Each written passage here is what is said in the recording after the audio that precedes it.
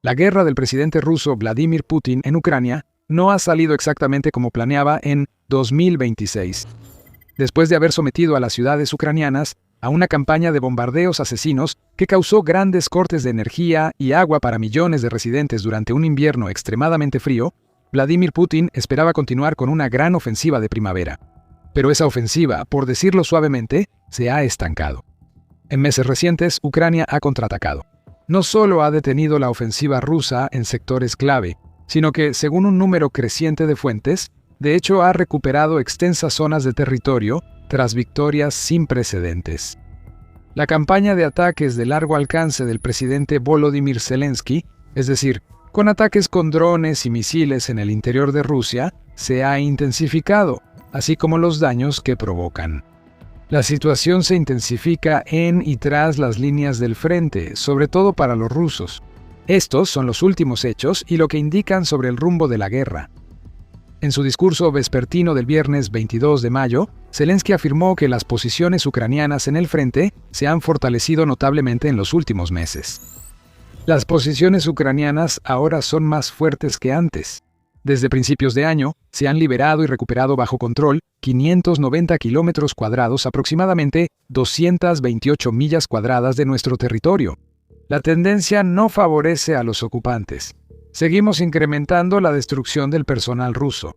Esto, junto con las sanciones en todas sus formas, están forzando a Rusia a elegir la diplomacia, dijo él.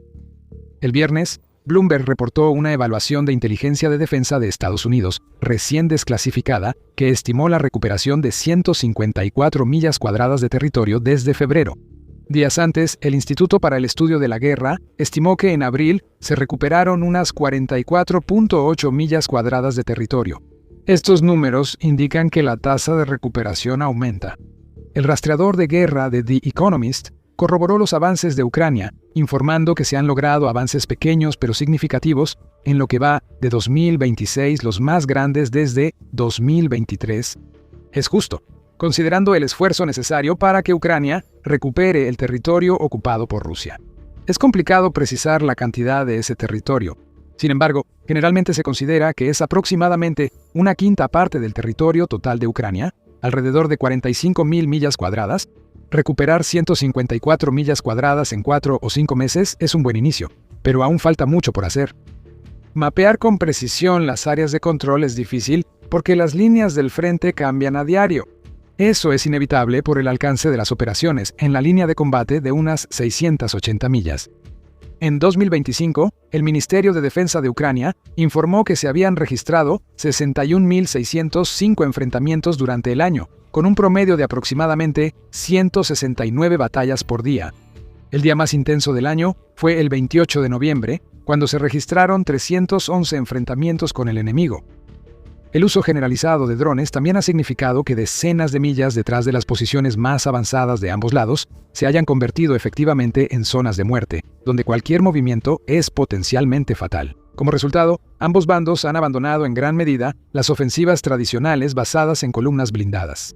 Ambos bandos operan con pequeños grupos de infantería insurgente, que suelen penetrar millas tras las posiciones enemigas. Allí pueden atrincherarse y defender posiciones detrás de las líneas enemigas, mientras el suministro de provisiones y municiones llega por drones. Así que, en muchas partes del frente, aunque un bando pueda tener el control en general, en realidad, la situación sobre el terreno es mucho más confusa. No por nada a estas zonas se les llama zonas grises o se dice que están cubiertas por la niebla de la guerra. Probablemente tienes muchas ganas de saber exactamente dónde ha avanzado Ucrania. No se ha especificado con precisión el territorio recuperado por Ucrania en estos informes. En gran medida, dado el rápido cambio de las zonas grises en las líneas del frente actuales, identificar áreas precisas de control durante un periodo significativo de tiempo es una tarea inútil. Dicho esto, la evaluación del ISW sí especificó varias áreas más ampliamente definidas donde se lograron avances. A partir de noviembre de 2025, las fuerzas de defensa de Ucrania liberaron una gran parte de Kupiansk en el Oblast de Kharkov. Durante el invierno y la primavera de 2026, recuperaron más de 154 millas cuadradas en el sur de Ucrania, y desde finales de abril de 2026 han retomado varias localidades en el oeste del Oblast de Zaporilla. Como era de esperarse, los rusos cuentan otra historia. Hace un mes, El 21 de abril, el jefe del Estado Mayor General ruso, Valery Gerasimov, afirmó que las fuerzas rusas habían tomado el control de 80 localidades y más de 1.000 millas cuadradas de territorio ucraniano en 2026. Solo en marzo y abril, dijo que las fuerzas rusas habían capturado 34 localidades y alrededor de 270 millas cuadradas. Gerasimov afirmó que el territorio capturado abarca los últimos asentamientos del Oblast de Lugansk controlados por Ucrania, algo que grabaciones geolocalizadas parecen confirmar. Agregó que las tropas rusas están avanzando en múltiples frentes, estableciendo lo que describió como una zona de seguridad en las regiones de Sumy y Kharkov en Ucrania. Indicó que unos 15 asentamientos fueron tomados en marzo en esas regiones, y que Vovchanskoye, Kotori y Sibina, en Yarkov, se añadieron en abril. También afirmó la captura de Hreshina y Pavlivka en la región de Donetsk, y Voykova, Lujivska y Veselianka en la región de Zaporilla, entre otros avances. El ISWB negó estas afirmaciones, señalando que sus declaraciones recientes no tienen respaldo en fuentes abiertas ni en blogueros militares prorrusos. Incluso las estimaciones más generosas de fuentes rusas, según dijeron, sugieren que las tropas rusas pueden haber avanzado o infiltrado no más de 276 millas cuadradas en territorio ucraniano. Desde principios de año, más del 40% de las afirmaciones de Gerasimov, y algunas son cuestionables. Según el propio conteo del ISWB, basado en datos de fuentes abiertas, las fuerzas rusas solo habían avanzado 147 millas cuadradas y capturado 13 localidades desde enero hasta el 21 de abril de 2026. Desde el 1 de marzo, las tropas rusas solo capturaron 2 localidades y perdieron 23 millas cuadradas en el frente, dijeron. El ISWB también afirmó que Gerasimov exageró los avances rusos en otros sectores. Afirmó que las fuerzas rusas se habían acercado a 4.35 millas de Kramatorsk y a 7.45 millas de Sloviansk. Pero incluso los relatos rusos más optimistas sitúan a las tropas rusas al menos a 5.6 millas de Kramatorsk y a 8.7 millas de Sloviansk. Aún así, ambas ciudades seguirían siendo vulnerables a ataques con drones, como parece ocurrir. Junto con la asediada Konstantinivka, estas dos ciudades son los últimos bastiones fortificados del Donbass aún bajo completo control de Ucrania.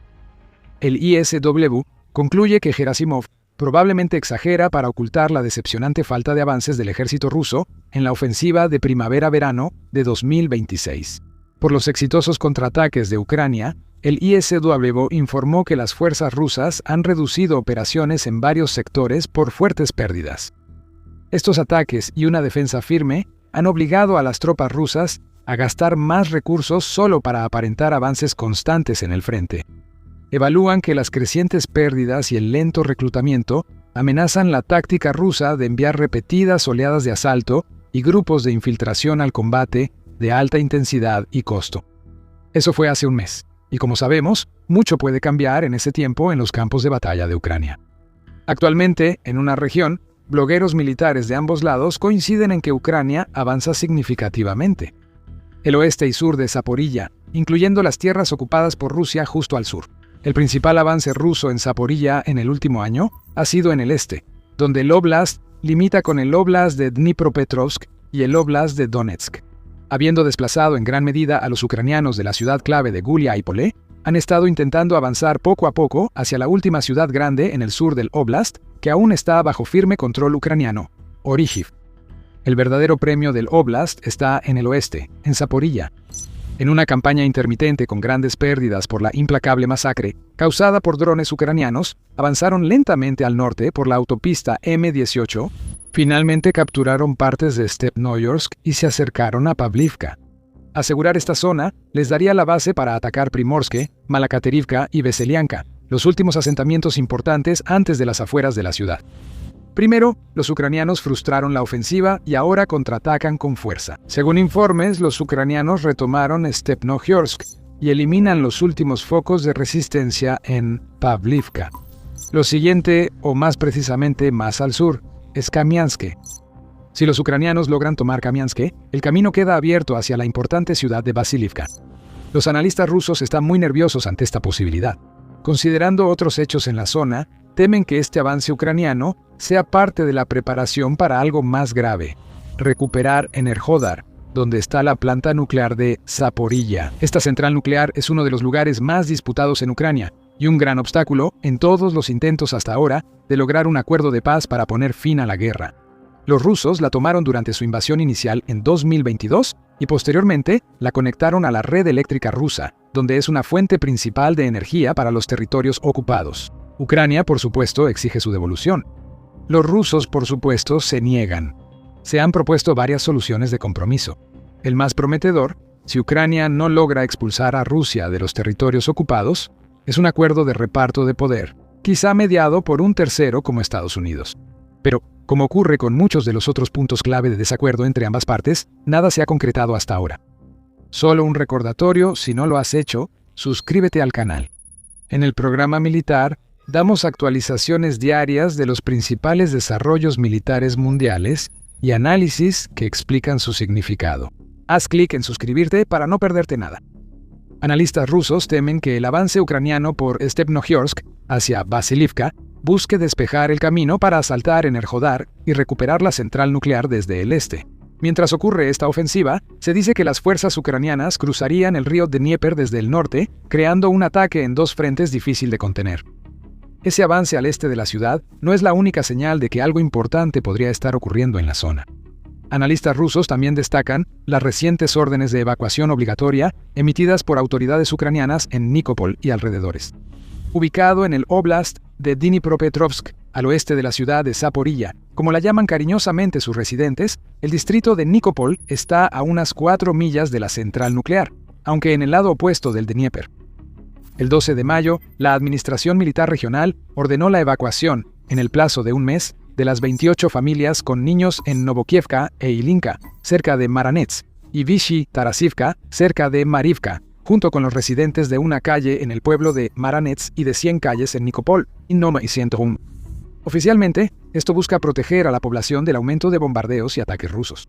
Extraoficialmente, la evacuación abriría una ruta directa para una ofensiva hacia Enerhodar. En semanas recientes, las fuerzas ucranianas han vuelto la carretera M14 al sur de Enerhodar.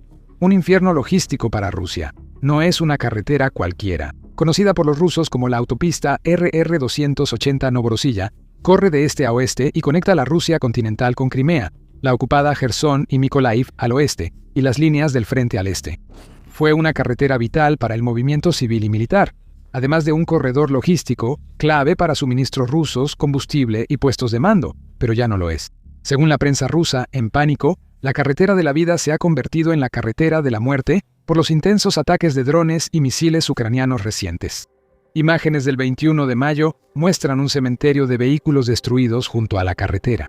Imágenes geolocalizadas publicadas al día siguiente muestran a fuerzas ucranianas atacando camiones rusos en la autopista HEH-20 Mariupol-Donetsk, una vía que han venido obstaculizando seriamente en semanas recientes. La M14 se ha vuelto tan peligrosa que Vladimir Saldo, jefe ruso de ocupación del Oblast de Jersón, emitió la semana pasada un decreto para restringir el tránsito de vehículos de carga en un tramo. Esta medida inédita, salvo para fines militares y bienes esenciales, reconoce que la autopista es demasiado peligrosa para el transporte regular. Estos ataques afectan la logística rusa y dificultan el suministro en el frente y en Crimea. La M14 es la ruta principal que une la península con los territorios ocupados. Pero si Ucrania está planeando un ataque sorpresa para recuperar Enerhodar, estos ataques están ocurriendo exactamente en el área donde Ucrania querría frustrar los intentos rusos de traer refuerzos. Debemos enfatizar que por ahora esto es solo especulación. Hay muy poco por parte de Ucrania que sugiera que una ofensiva sobre Enerhodar esté en marcha. Eso es justo lo que se esperaría de una ofensiva sorpresa inminente. Ucrania cometió el error de anunciar su gran contraofensiva en 2023, lo que dio tiempo a los rusos para montar una defensa exitosa. Sin embargo, quizá hayan aprendido de ello. Un silencio absoluto precedió la siguiente gran ofensiva de Ucrania, la incursión en Kursk en 2024, que tomó completamente por sorpresa a los rusos. Si ocurre una ofensiva sorpresa en Enerhodar, lo menos probable es que Zelensky o el comandante Oleksandr Syrskyi sean los primeros en informarla. Es posible que el avance en Stepnohorsk, las órdenes de evacuación en Nikopol y los ataques a la M14 sean solo parte de las efectivas estrategias de Ucrania para 2026 según el ISW. El instituto indica que las fuerzas ucranianas han aumentado sus ataques de alcance medio y la interdicción aérea en el campo de batalla en los últimos meses. causando efectos en cascada e impidiendo avances rusos. Estos ataques también han dado el impulso para los avances de Ucrania en tierra. Pero hay otro componente clave en estos éxitos que también tomó completamente por sorpresa a los rusos: cortarles el acceso a Starlink. La evaluación desclasificada de inteligencia de defensa de Estados Unidos identifica esta medida como clave para el avance de Ucrania en 2026. Starlink es clave en las operaciones ucranianas, tanto en el frente como para guiar sus ataques de largo alcance, pero los rusos no lo tienen. Eso no ha impedido que los rusos acumulen miles de terminales Starlink ilegales y de contrabando y dependan más de ellas. El sistema ayudó a resolver deficiencias de comunicación de larga data, permitiendo la coordinación de movimientos de tropas, operaciones de drones y el apuntado de artillería. Pero todo eso se detuvo de golpe en febrero. Junto con SpaceX, la empresa de Elon Musk que gestiona la red, los equipos ucranianos pusieron restricciones geográficas que desactivaron terminales no autorizadas en la zona de combate. Los seguidores de los informes del frente notaron el impacto en las operaciones rusas rápidamente. Ahora la inteligencia estadounidense lo confirma. El efecto empeoró porque los rusos limitaron Telegram y se perjudicaron a sí mismos. La aplicación se usa mucho como reemplazo informal de Starlink en sus limitados sistemas de comunicación. Las restricciones a la aplicación son muy impopulares en Rusia y quizá han molestado más al público ruso con la guerra de Putin que cualquier otro factor. Si el público está descontento, imagina cómo se sienten las tropas rusas en el frente bajo la presión de los drones ucranianos con este cambio. La pérdida combinada tanto de la conectividad de Starlink como del acceso a las plataformas de mensajería degradó profundamente la coordinación en el terreno, llevando directamente a la confusión entre las unidades y a la interrupción de las cadenas de mando. Durante un tiempo, soldados rusos se quejaron en redes sociales por perder sus Starlinks. Uno fue grabado pateando su receptor y otro usándolo como mesa para comer. Algunos pidieron ayuda al público y uno comentó que en una noche descendimos a la edad de piedra. Ucrania aprovechó el momento para explotar este caos y avanzó con fuerza. Aunque reconocen el papel del apagón de Starlink en los avances de Ucrania en 2026, las autoridades ucranianas sostienen que no fue la única causa de sus éxitos. La operación en el sur inició un mes antes de la decisión sobre Starlink, informó Zelensky, señalando que fue solo un elemento dentro de un marco más amplio. El exministro de Transformación Digital y actual ministro de Defensa, Mikhailo Fyodorov, coincidió en que las restricciones a Starlink y el uso de drones de ataque de alcance medio ayudaron a cambiar el impulso a favor de Ucrania. A los rusos les tomó meses idear una solución, pero ya hay señales de que empiezan a cerrar esta vulnerabilidad. Han improvisado cadenas de módems LTE, puentes Wi-Fi, estaciones de retransmisión y redes malladas, las cuales, aunque de baja tecnología, están volviéndose una molestia. Los módems de redes malladas permiten a los operadores controlar drones a distancias mucho mayores, más allá del horizonte, creando cadenas de comunicación aéreas difíciles de interrumpir y capaces de redirigir datos si se pierden drones. Para empeorar las cosas, Rusia ha establecido estaciones de retransmisión al otro lado de la frontera, en Bielorrusia, lo que permite que los drones mantengan la conectividad mientras vuelan sobre territorio ucraniano. Quizás más revelador aún a largo plazo, Rusia también lanzó recientemente los primeros satélites de lo que finalmente pretende ser su propio análogo de Starlink. El 23 de marzo, la empresa rusa Burov 1440 puso en órbita baja los primeros 16 satélites de Internet de banda ancha de la nueva constelación Rassvet. Es el primer paso para crear una infraestructura con al menos 300 satélites para 2030, aunque Rusia presenta esta tecnología principalmente como civil, similar a Starlink, el sistema claramente tiene usos duales. Por los problemas de Rusia tras perder Starlink, el momento del lanzamiento indica que la prioridad es resolverlos. Hay señales de que ya está empezando a tener un impacto. Ya hay transmisiones de video con calidad similar a la de Starlink, desde drones de largo alcance, mejorando notablemente la calidad respecto a las imágenes borrosas habituales. ¿Qué tipo de impacto tendrá la introducción de estas nuevas tecnologías? Está por verse. Quizás le permitan a Rusia retomar la iniciativa, o tal vez la ofensiva creciente de Ucrania simplemente los deje de lado como irrelevantes. Estaremos atentos y los mantendremos informados. Suscríbanse al canal si aún no lo han hecho. Chequen este video sobre cómo Ucrania construye un ejército de robots para ampliar sus avances. Gracias como siempre por vernos.